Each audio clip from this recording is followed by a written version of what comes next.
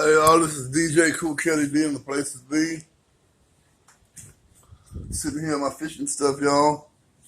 Watching Into the Woods with Jeff Friend. One of the Bigfoot shows I like. One of the guys I support on his vlogs, Jeff Friend. He's a good guy. Got a good crew with him. He's looking for Sasquatch. And I think they found him. And me, that's my bass over there on the wall, y'all. And that's a catfish right there I caught. It's up, but I'm gonna show y'all thing. Show y'all what I catch my fish on. See, I have this right here that acts as a buoy. You know, a buoy floats on the water. Tie that to this, which is cat food, bird seed, and I think it's 9 lives cat food. There's some kind of bird seed in there, and canned cat food in the middle with tuna, some canned tuna in it. Put a little bit of carnation milk in there, and I cut holes in it. Tie that about. I'll show you. Hold on. I'll put y'all up here on this thing here. Right here. So let's see. Yeah. Hold on. Yeah. So what I'll do, I'll tie that to the top of that up there, on top of that bottle, to the top of this bottle, close it in, and have it about that far apart from each other. This right here is in the water, going around, and I'm gonna take it in the water with a rope tied to this, and just pull it and put it out, Pull on it slowly before I start fishing. And that way chum the water a little bit, probably about 4 times, throw it and pull it.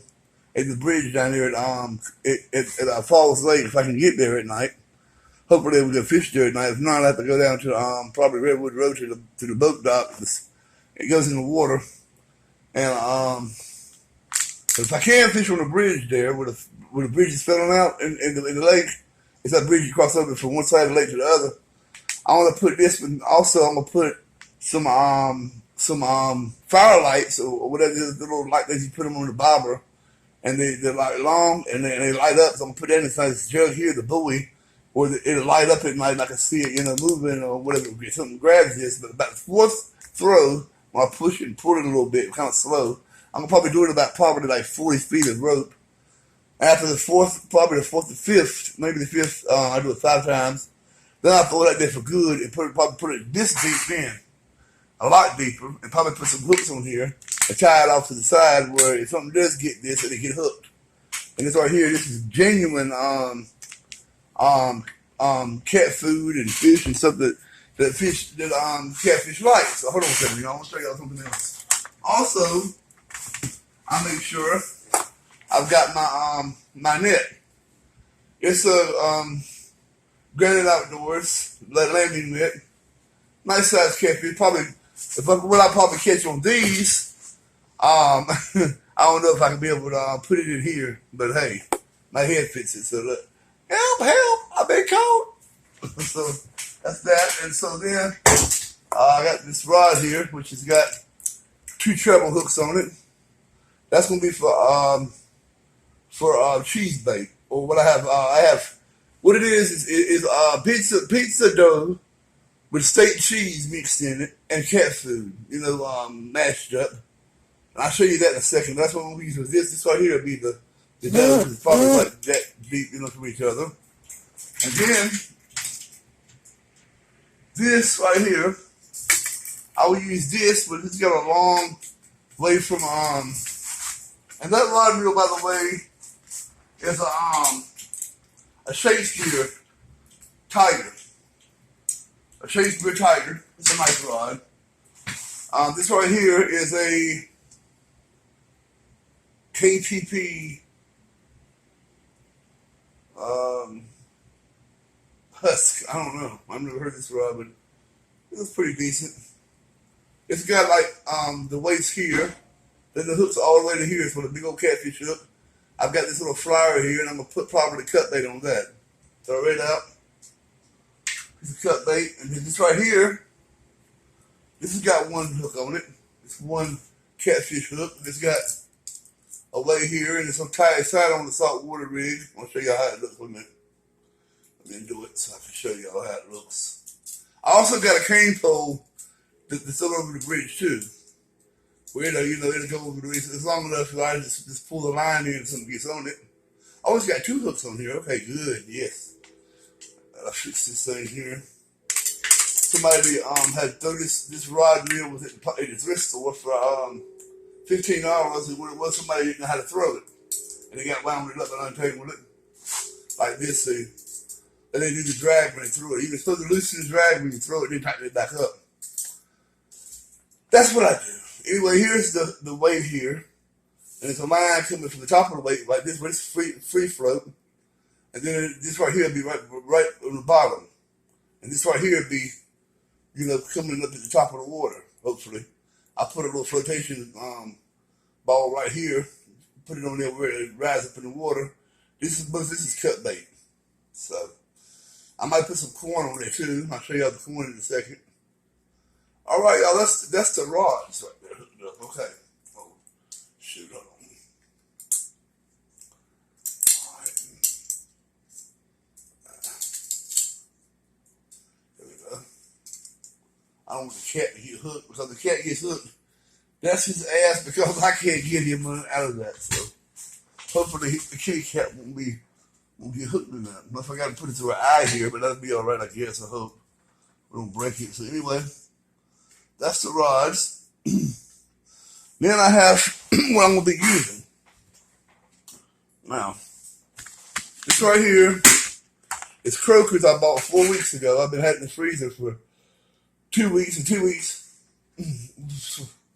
stinks. It's been soaking in corn and canned corn, and soaking in chicken liver blood and grape jelly, which I heard was good, and cornmeal. So I took it out of all that, took the bones out, see it's a big old chunk.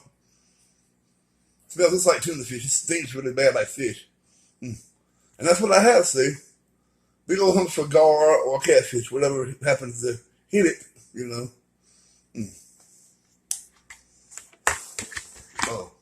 Wow. All right, and then I have it was fish with. This right here is my corn and my tuna fish. This right here is corn to put on small hooks for small catfish, and put this in pantyhose. Actually, this right here is the tuna fish, canned pork, tuna fish, and jack mackerel. There's another piece of fish right there, I think. Yeah. Oh, that's a bag. And I got black eyed peas in there too, and I got some other things. Chicken. Oh, that's chicken guts. I mean, yeah, chicken fat is what that is. I'm gonna put all this in pantyhose except for the chicken fat. I probably, but catfish and the fish love corn. Hey, that's the deal, you know. Don't take me a bath after I'm finished with all this. Take me a big shower, a hot shower. Take me probably a hot bath and a hot shower and a cold shower and get all this mess off of me. But that's the second thing. We'll put it in pantyhose and tie it up with a hook inside the pantyhose, and then when the fish grabs it, you know, we're gonna bite on the hook. Also, secondly, show you that last. This right here is my cheese balls. I took some pizza dough, which was actually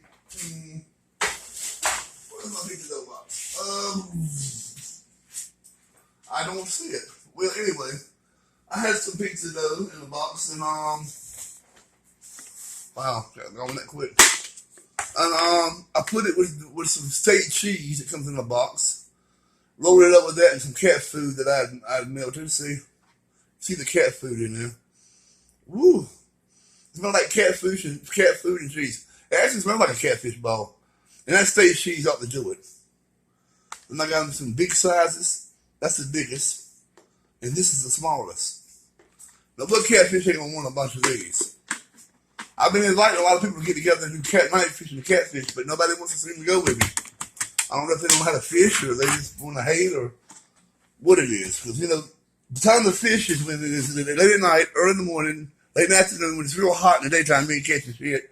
No catfish anyway. On the overcast day, rainy day, before or after a real bad storm, or during a storm, or before or after a hurricane, anytime the water's flooded, catfish, man, they're monsters. I'm talking about real river monsters go nuts. Like that one sitting over there. I hang up on the chair over there. And also, hey, what's up, Valerie? How you doing? I see you up there. And also, when I catfish with river monsters, my own river monsters, not the guy that comes on TV. or some real fishing, where I like to do it myself. This is the last bait I'm going to use. This right here, actually bait. This is my hooks. All my hooks are in here, all sizes. Pliers. I've got a razor blade. I've got a box cutter, a steak knife. I got bells for all three rods, little bells that ring. When this right here lights up. So I'll show you all this. Got pliers. Of course, I need this to fish with. Of course, state fishing license. You need this. And it's even have a little thing I put it on my hat. You know, taking pin. And scissors, fishing line. Of course, they're all kind of tangled up. But I've got shit, I got fishing rooster tails on that. And actually I use these chains as weights. I can't afford to buy weights, you know, of course. Walmart. I made my own baits, you know. I love nuts, you know. You go to the junkyard, find a whole bunch of them, little nuts, you know. This right here is a thing, a bobber that let's see, at night. So it's night fishing. It lights up. I like that. Actually, what I'm gonna put inside this thing here, this phone is hanging on this 2 liter Mountain Dew Diet Coke bottle is what it is. Diet Coke. Let's see. Is Diet Coke? Yes, Diet Coke. Yeah, hurrah! I win. My memory is good. I'm not crazy. Diet Coke, caffeine free Diet Coke. Get that bottle. I've got the stick on lighter. You know, it's like I'll show y'all. Hold on.